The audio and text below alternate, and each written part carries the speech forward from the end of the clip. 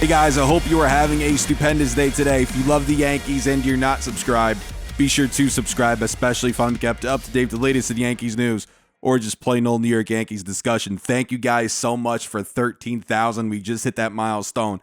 Let's get to 14,000. So, okay. Yesterday, Brian Cashman, if you didn't know, spoke to the media. And some people would say that he was very arrogant. Other people would say that maybe he was just speaking his mind. But I want to know if you guys think that he was out of line with how he was presenting himself, the lack of professionalism. Let me know what you guys think. Now, you're the Yankee general manager and you have been for a very long time. You're upset, you're angry, you're sick of the criticism, you're sick of being scrutinized by the fans and the media. You're annoyed, you're upset. And listen, what he's done, it hasn't worked. Talking about Joey Gallo, he admitted it didn't work. Talking about Frankie Montas, he admitted it didn't work. There's one thing that he said that people are running away with, and that's when he said, we're pretty bleeping good. Let's roll the clip. I think we have good baseball people, whether they're pro scouts, whether they're coaches, whether they're the manager, whether they're the general manager, whether they're analytics guys. I think we have good people. I'm getting permission requests all over the place. We just lost our bench coach to the Mets as a manager. I've got analytics guys trying to be poached to other clubs right now. Our player development program, no different than other places. But again, reinforcement that we got good people. I'm proud of our people and I'm proud of our process. Doesn't mean we're firing on all cylinders, doesn't mean we're the best in class, but I think we're pretty good personally. And so when it comes to that, he never talked about the roster. A lot of people were running with, he was basically saying, hey, we're effing good. Basically, people thought that he was talking about the roster. No, he wasn't. He was just talking about the front office. He defended players on the roster, but when in that quote, he wasn't talking about the players. He was talking about the personnel, the front office. Whether you disagree with that or agree, it's up to you. But that's how it was presented. And like I said, he wasn't talking about the players. It was the front office. So I just wanted to get that out of the way. But this comment kind of upset me. Let's roll the clip. the example you want to say right now is Volpe, I guess, and Cabrera. Those are the two, right? Peraza. Like, if they were performing, they would have kept getting more at-bats. They didn't perform, and they didn't. But Peraza's not getting everyday reps. He's Right. got Glaber, he's got Volpe now, he's got LeMahieu. Prior to that was Donaldson. There was not a lane for him to even play. So I don't even know why you used Peraza. Well, these are your young players. I understand that, but he's got to have a spot to play for you to be able to use Well, his if he name. would have hit, he would have played more. He didn't hit, so he didn't play more, right? Well, where's he going to play? Well, if he hit, he would have played. Who would he, if he hit? Like, is Abbott Costello. If he hit, who's he taking out? LeMahieu at third? Is he taking out Volpe at short? Is he taking out Glaber Torres, who was one of the best second basemen in the American League last year? If you want to win, you're going to play the guys who are hitting. If he hit, he would have played, right? I guess if he hit better than Volpe, he would have played shortstop, and he would have won the thing out of spring training. But Volpe won it out of spring training. I think it's a stupid discussion that we're having personally. So, it's frustrating when you hear something like this. So basically, there wasn't a scenario in his mind where Volpe and Peraza would have played on the field at the same time. So I assume in spring training, if Oswald Peraza, let's say he hit 350, Volpe hit what he hit, you would have taken Peraza over Volpe and just sent Volpe right down to AAA? I find that hard to believe, especially with the inconsistent play from Josh Donaldson the year before, DJ LeMahieu's injury issues. If Oswald Peraza figures it out, if he figured it out, he didn't. Let's be fair, he didn't.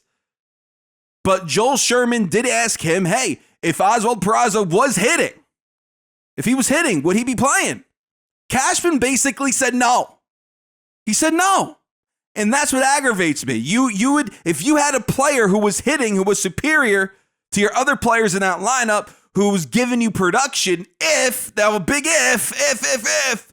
But if Peraza was doing that, you're telling me you wouldn't have played him? You're telling me if Volpe and Peraza both had monster springs, you wouldn't have, both of them would not have been on the Major League roster? Are you kidding me? That in and of itself, that's annoying. That's ridiculous. Regardless of how he spoke, with the bravado, with the arrogance that he had, regardless of all of that, that in and of itself, if you're telling me that Josh Donaldson is blocking your young prospect, if you're telling me that LeMahieu, an aging ball player too, was blocking your top prospect, ridiculous. I don't care how much money they're making. I don't care how much money. If you have that mindset, that makes me a little worried. Listen, Peraza, he didn't hit, okay? He didn't hit. They weren't in that scenario. That's why he said that conversation was ridiculous. I get it. I understand that. But it just goes to show you where their minds are at. Come on. It's freaking ridiculous. It makes me so mad. Makes me so mad. Because what if, though? What if Peraza and Volpe had great springs? You're telling me you're going to send one down to AAA? Really? Pathetic, especially Peraza. But he had a good 2022, end of 22. I believe he played in 17 games, hit over 300 with the Yankees in 22. So if he comes out, has a good spring, and Volpe has a good spring too, same spring that he had, you're going to send one down to AAA? Doesn't make any sense to me. So that comment in and of itself upset me, confused me, because shouldn't you play the best option regardless of the situation? DJ LeMahieu, he's a rover. He can play second, he can play third, he can play first. You can put him anywhere basically in the infield besides short. So what is up with Oswald Peraza if, like I said, it's an if. But if he was hitting, you wouldn't have played him? I don't like that answer. I don't like it. That scares me. Because what happens in spring? What happens in the spring if we have somebody who's annihilating the baseball? But let's say Estevan Florial is annihilating the baseball and they end up signing Kiermaier and Bellinger. Let's say Florial is having a big spring. Let's say Pereira's having a big spring. Both of them. You're going to send one of them down to AAA because you have a guy like Giancarlo Stanton on the team? You figure it out at that point. We need the best guys on the field. And from that one comment that aggravated the heck out of me, it really, truly did. You guys let me know what you think about all of this down in the comments. Thank you guys so much for watching.